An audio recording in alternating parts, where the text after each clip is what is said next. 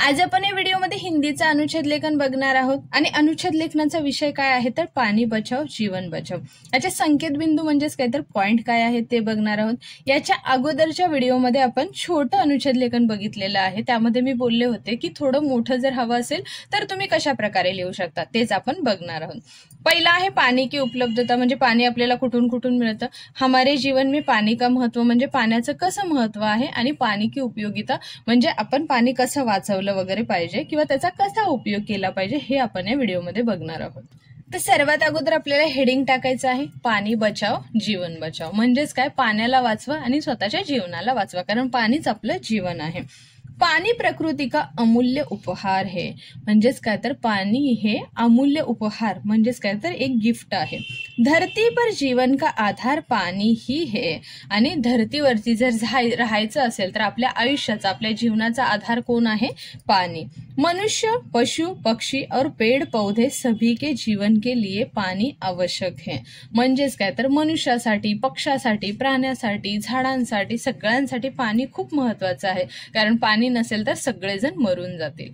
हमारे देश में नदियां, झीलें और भूमिगत जल के रूप में पानी उपलब्ध है। मग आपल्याला हे पाणी कुठून कुठून मिळतं तर नद्यांपासून मिळतं, झरणांपासून मिळतं आणि भूमिगत म्हणजे जमिनीच्या आतमध्ये जो काही पिण्यायोग्य पाण्याचा भाग आहे किंवा शेतीसाठी वापरण्यायोग्य जो पाण्याचा भाग आहे त्यापासून आपल्याला हे पाणी म्हणजे जल मिळतं।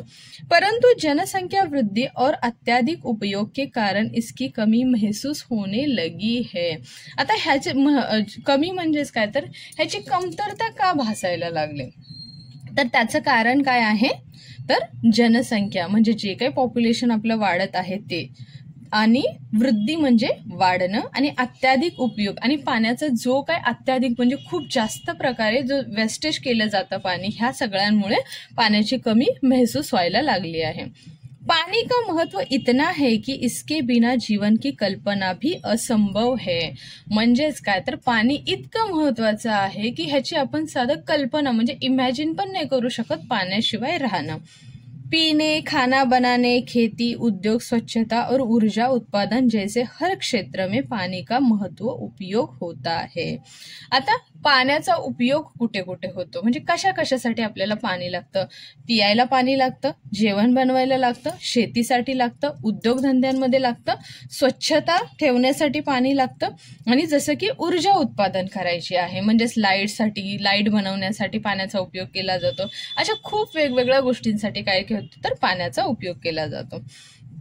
यदि हम पानी को व्यर्थ बहाएंगे तो भविष्य में गंभीर जल संकट खड़ा हो जाएगा, आणि जर आपण असंच पाण्याचा दुरुपयोग म्हणजे जर पाणी असंच वेस्ट घालवत राहिलो तर भविष्यामध्ये आपल्याला पाण्यासाठी खूप मोठ्या संकटाला सामोरं जावं लागेल। तालाब और कुओं का संरक्षण तथा पानी का समझदारी से उपयोग करना चाहिए।